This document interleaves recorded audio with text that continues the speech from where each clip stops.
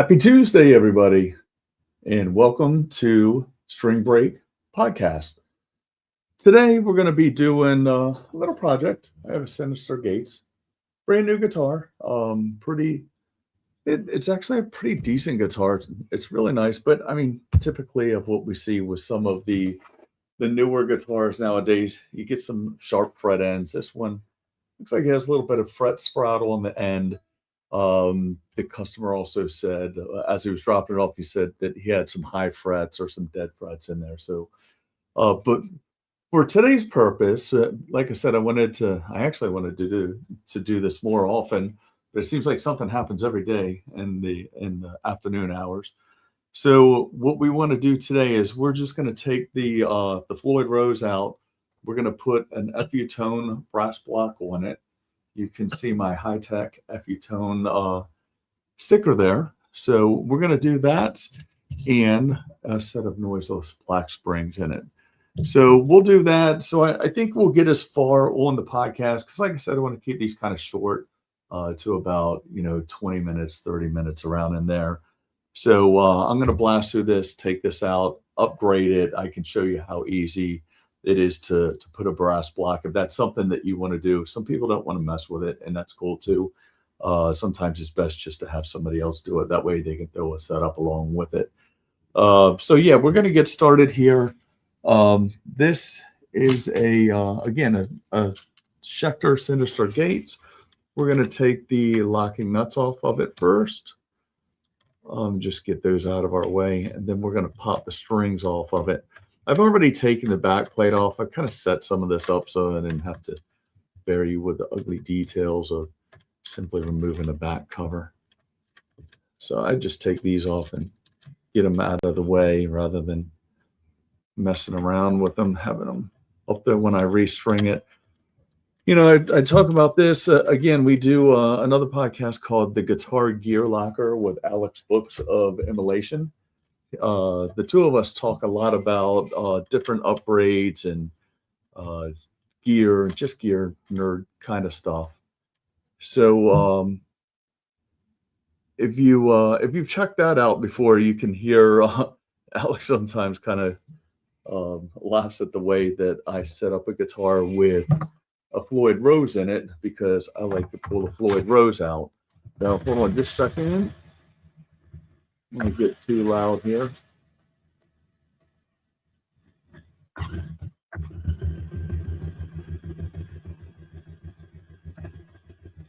You don't necessarily need one of these, but you do this a lot. They do make it a lot faster.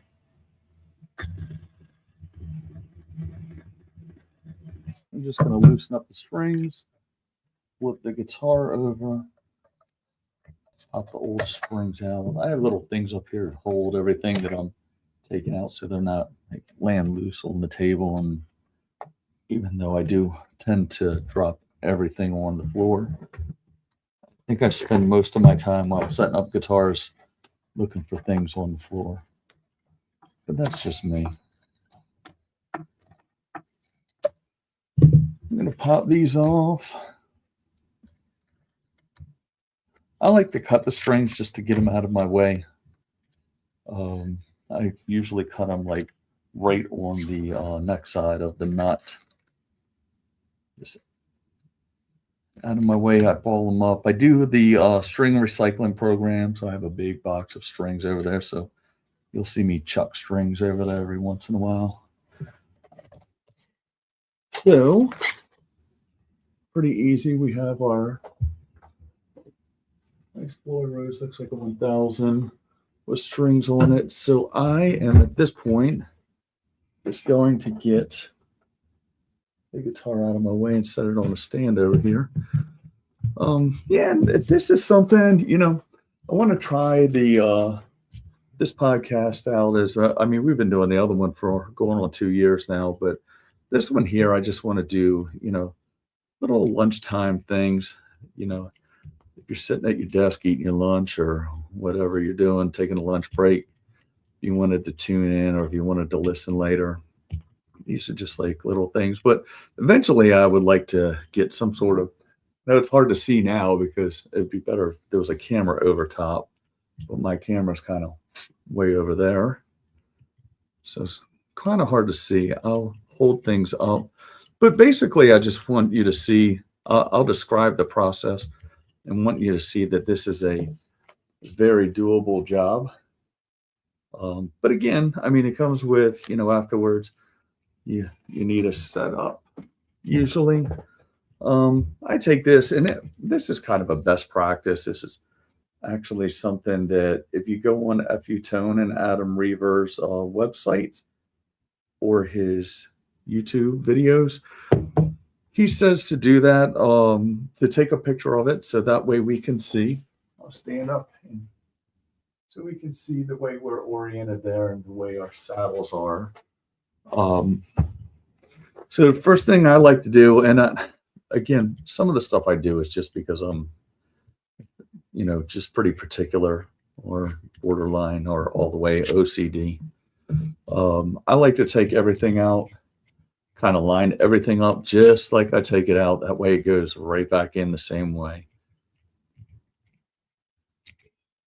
So now lay it. Right now we're just taking out the saddle screws.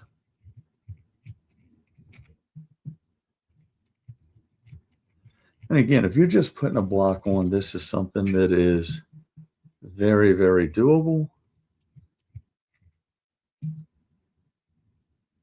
I just lay them right in front of me, and then I hunt around for my Allen wrenches. So now I'm pulling the saddles out. Sometimes you can get away with just kind of like the middle four. Sometimes I get lucky and do that. Like if you can imagine, if you're in standard, like the A, D, G, I'm going to lay those right. So making sure that we keep these in line because they are radius with the fretboard. So you don't want to put these back in the wrong place and then have some strings all cattywampus. And yes, that is a technical term, cattywampus. I hope the weather's nicer in the other parts of the world, wherever you're watching, than it is here. It's really cold for the DC area this time of year. Usually, it waits till about Christmas before it starts getting this kind of cold. But I'm also, we need to keep in mind humidity on our guitars. So I operate out of my basement. It's a home-based business, 3-alarm guitar. So I have, my guitar collection in here and the guitars I play. And I also have a lot of customer guitars. There's a lot of wood in a basement sucking the moisture out. So, I have a whole house humidifier going. I also have a portable humidifier going. And it's having a hard time maintaining a decent humidity. All right, so there is, you can see I have this in pieces now. So there's this little guy here, this little plate that goes right underneath. We're pretty much not going to need that on the new application. So we're going to set that. You can see, here's a good, for example here. So I'm going to hold these two up. There's an old block here, new block here.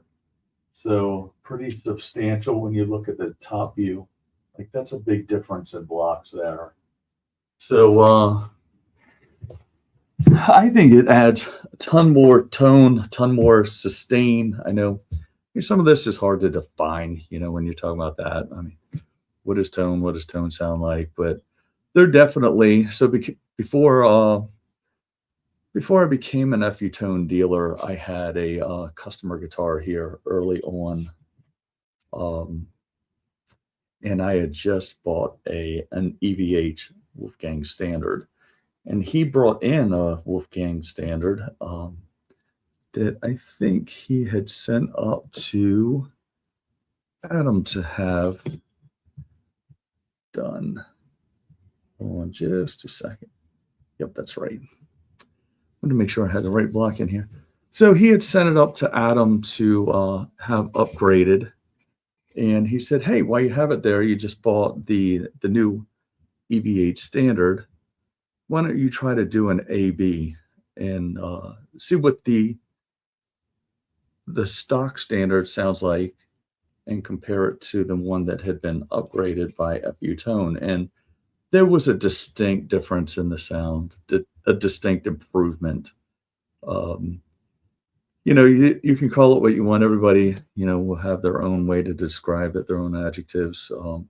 I like to say, you know, I felt like it gave the guitar a little more oomph, a little more bottom end, a little more, well, a lot more sustain, and just a little more, I hate to say it, but a little like more balls, a little ballsier sound. We can go with that. Again, technical term, ballsier. So what I'm doing here, so put our fine tuner adjustments on there. Oops, and you want to make sure you don't flip it over and launch all of your inserts onto the floor, because then you'll be hunting for those. So there's 3 screws. We took them back out. There is one important thing here. So when you are putting the block on, there is, and I will show you in just a second. Man, it's so much harder to talk and do this at the same time. This is way easier when you're not trying to think of things to say. All right, so we're just going to get this snug. Not going to over tighten it nor strip them out.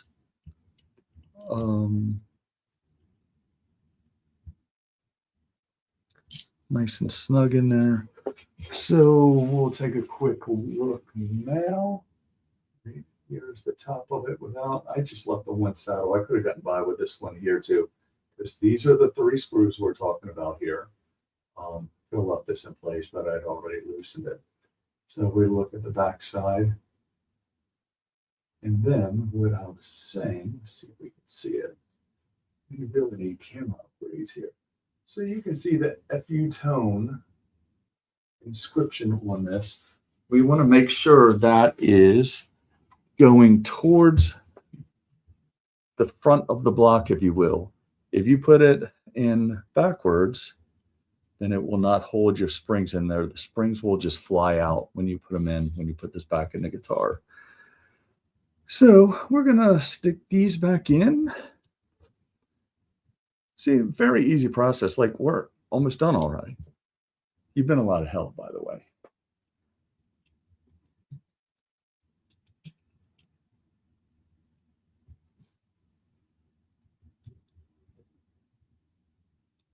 Yeah, I know this is kind of cheesy, kind of boring, but you know, again, this is something, if you want to do upgrades yourself, you know, this is very doable. And I think Adam makes it like that. His products, very good. I'm a big fan, as you can tell. I was, before becoming a dealer installer for him, I don't know who was a bigger fan of it, me or my wife, because I upgraded, actually, that, I think you can see it, DeMartini right there, Charvel of DeMartini. And, you know, I put the upgrades on it and, you know, put some colored titanium in it. My wife doesn't play guitar, but she does call that her guitar. So it was actually kind of her that said, hey, you should try to see about being a dealer, because she thought they were, you know, pretty cool products. I like the products. I like the way they sound. I like working with them. They're good people to work with also.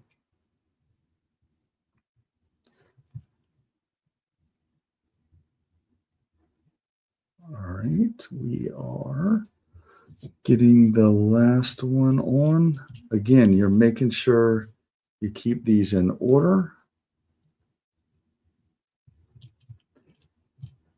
So you can stick with the radius, or you're going to drive yourself crazy when you look at it and one string's higher than the other in the wrong place. You may have Your highest string being on the six string place.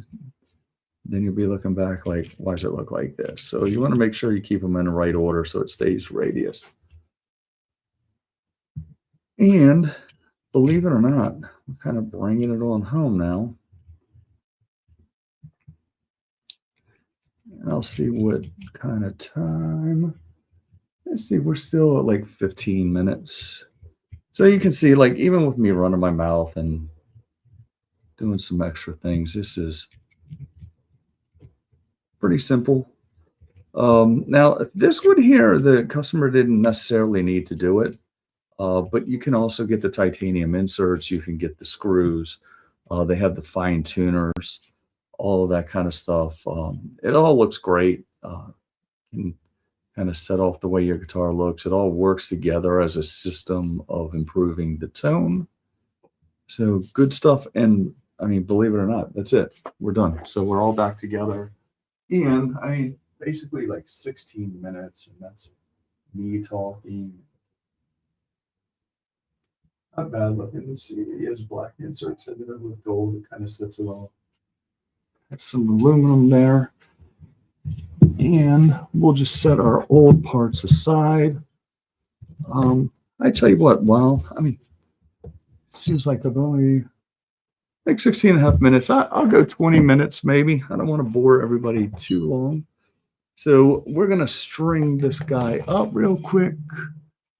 I'll show you my very unorthodox way of stringing up a Floyd Rose. I don't know if anybody else does this. I've heard everything from people string a Floyd Rose one string at a time. I hear some people that say that. Some people, you know, block the Floyd and do it while it's in the guitar. I don't know. I mean, this is easy, like setting right here in front of me. Keep your tools handy. And then we're just going to string it right in front of us here, where I can keep my eye on it.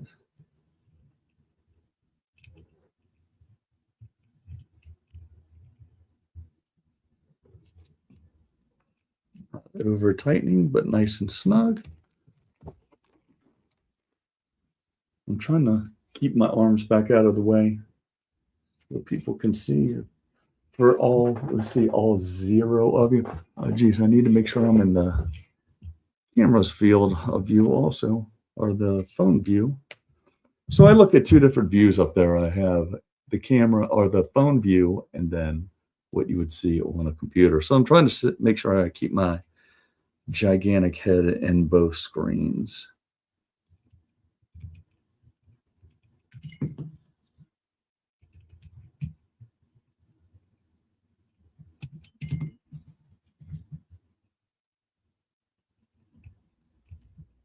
Yes, and then trying to make it so you can see what I'm doing. I keep flipping.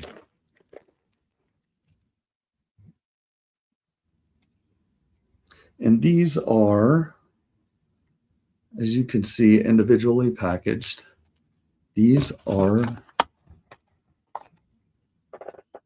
string joys. We are putting Synyster's 1048s, which is their uncoated electric guitar strings. Very good strings.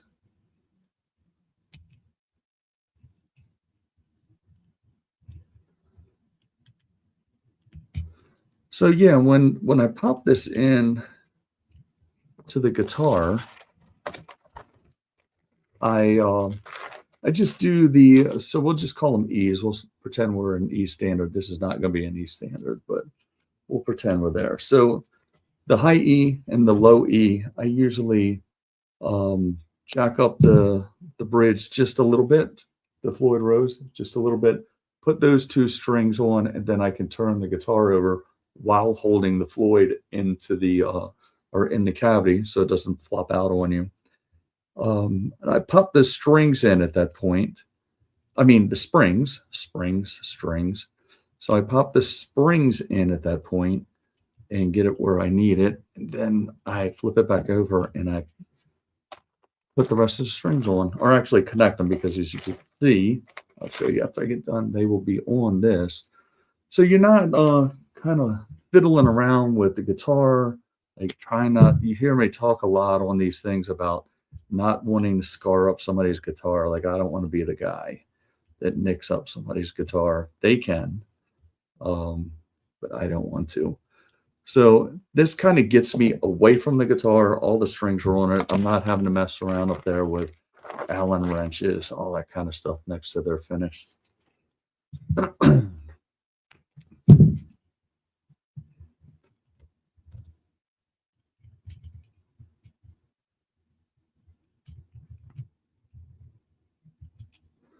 Then before I put it on, I will take a look at my picture and see if we look like we're in the ballpark.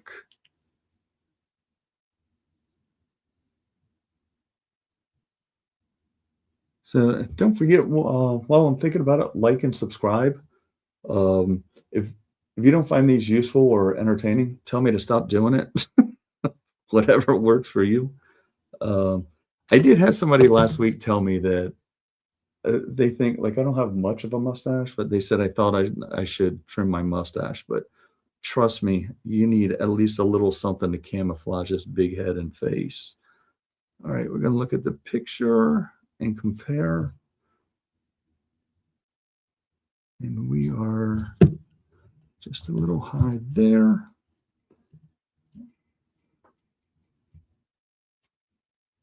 Still probably going to have to make some adjustments after I get it, when I'm doing the setup on the guitar and checking for the intonation and things like that. Those actually look pretty good. So I'm pretty happy with that. Let me get everything out of our way again. Get ready for the guitar to come back up. Again, these are, show you what the string joys. These are the 1048s. I guess I could. 1048 string joys. I like string joys a lot. Very, very good strings. I know I said that in the last episode. If you watched that, I'm gonna get all my little string ends off. So, and I'm just gonna take this guy and just tuck him out of our way for a while. Set him over here on my other table, where I wind pickups, and I'm going to evaluate the guitar just a little bit. I know he had some concerns. First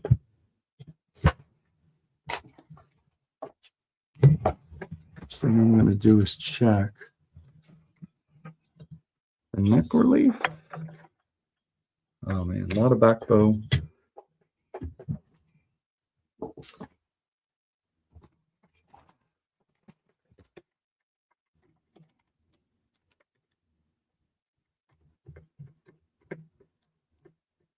And you can see I always have one hand that's just guiding whatever tool it is so it doesn't slip.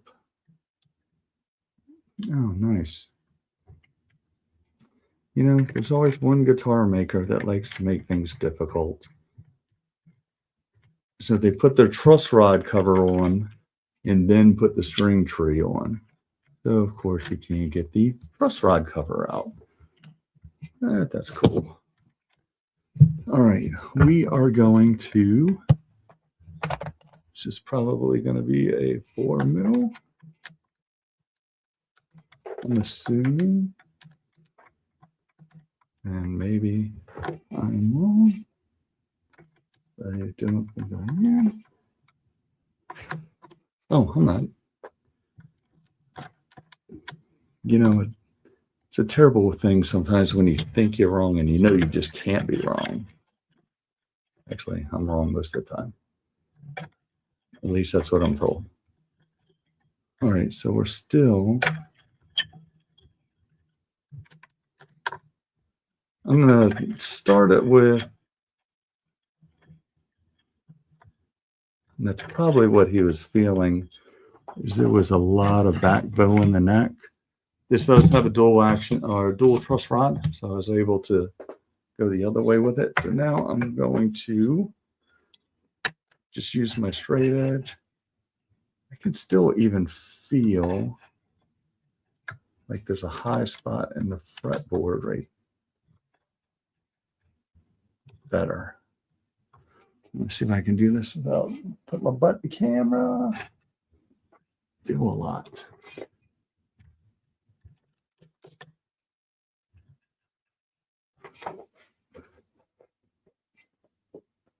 Very nice. I like that.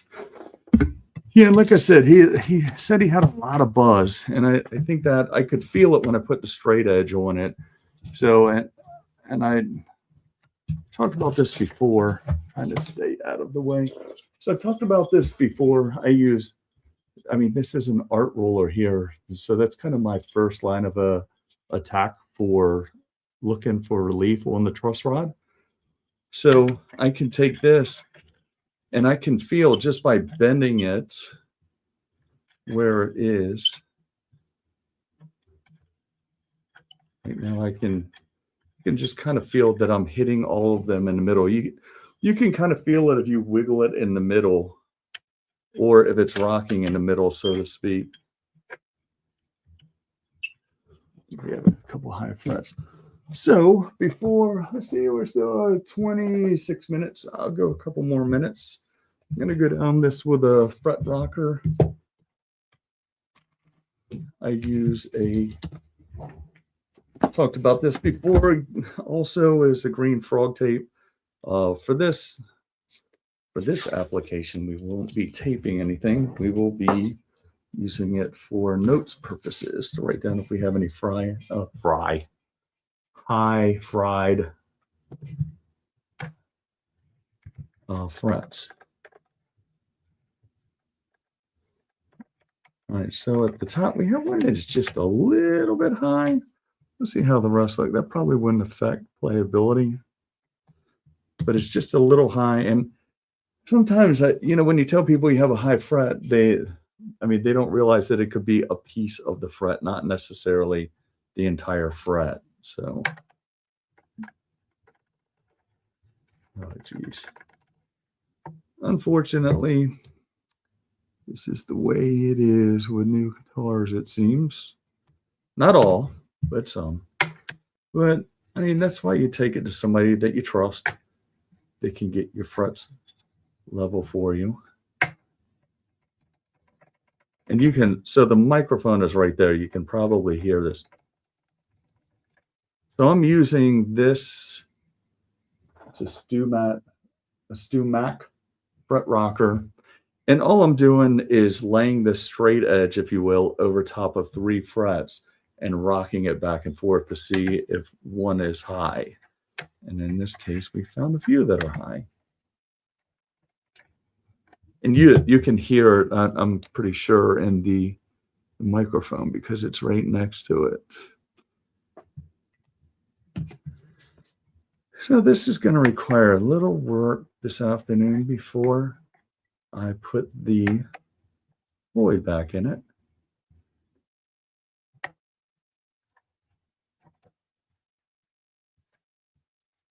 Nice guitar, though. It looks great. I don't know how I feel about the headstock. Whatever. Okay. I'm sure you can hear that. So see that, and we are down 15th to 17th fret. So the exact fret I'm looking at is the 16th. So, and this is down where if you were playing in the high register, you would definitely hear this. So you can notice top of the fret, we have nothing. As I go down towards the high side, down by where the bottom string or the E, that is way high down there. And that's definitely something that you would hear if you were fretting out a note. It would either go dead or buzz like crazy on you. So we'll take care of that for him.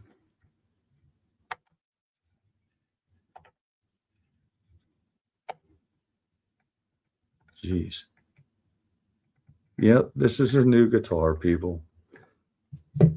Unfortunately, that seems to be the name of the game now.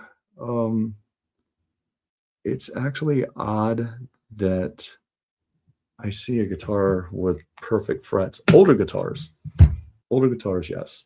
The newer guitars, especially in a certain dollar range, they're not always awesome.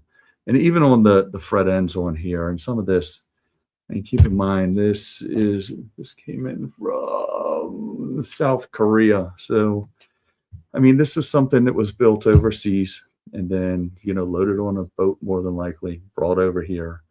So it was in that environment coming across the ocean. Then, it's been in a store, it's moved around a lot. So we don't know when it was built, but there's a lot of fret sprout on here that I'm going to take care of. And some of that, I feel like it's imperative that you take care of these things like high frets, especially for new players. This isn't a new player here, but especially for new players, because remember back to when you started playing guitar. If you had a high fret, or if you had to push down too hard, or if these were cutting your hand up, anything that causes you more discomfort than you have to have, you're not going to want to play as much. So you want to play a comfortably playing guitar. If it's comfortably playing, then you will play more. If you play more, you will get better.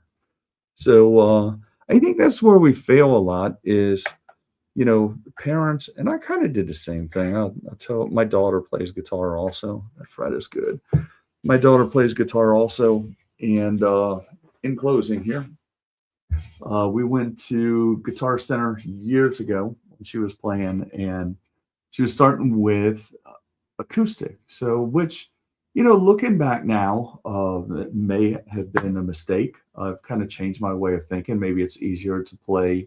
I know there's more things that you have to buy with electrics, but it may be easier to start with an electric because it's easier to push the strings down and fret the strings, and fret the notes.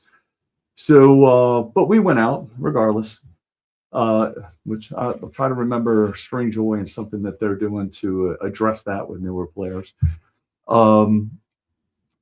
So we go in and we're looking for this, and it's my little girl, so I want to buy her a Martin, a low end Martin acoustic. I don't want to buy her something cheap because I started out with something cheap. It's what we could afford, and it had super high string height. I hated playing it, and ultimately ended up stopping and doing other things growing up. So my wife comes up to me and she says, "Hey, there's a guitar over there." And I said, "Actually, a Daisy Rocks," which is they kind of had a cool vibe. I don't know if they're still out. They had a plastic back on it, the plastic round back, like the applauses and those. And but this one looked like a pink, like pink flake bass boat. And I was like, we don't want to get her that. She goes, no, you absolutely want to get her this because it's flashy and it's pink and it's sparkly and and it was okay as a guitar also. Daisy Rocks is not a bad brand. So it kind of worked. So I was thinking one way, I was thinking function, and my wife was thinking of a way to keep my daughter hooked by, it looks pretty and sparkly and I want to play it more. And she did. And she's a great singer and a good guitar player, and it kept her playing. And she has a few guitars also. So that was kind of one strategy. Now I want to talk about this more in another episode. Maybe tomorrow I'll try to jump on for a couple minutes, not quite as long because I'm running long now. String Joy has come up with a new line, and I'll go over that more in depth, but it's a line for acoustics, and they are lighter strings. And I've even, like, one of my acoustics, I've gone to play in 10s on it. A lot of bluegrass guys with on their nose, they want to play 12s or 13s. Most people, as they approach my age, or even if they're starting out, they put 11s on an acoustic, but they've even dropped down. String Joy has dropped down below 10s. I think it's like a 9.5, and it makes perfectly good sense to me because if you have a lower gauge string and you get the guitar set up right and you're a new player, then hopefully it'll be more comfortable for them as they figure things out moving forward. So I'll go over those maybe tomorrow. I've been talking about the Fishman systems. I want to go over some of those.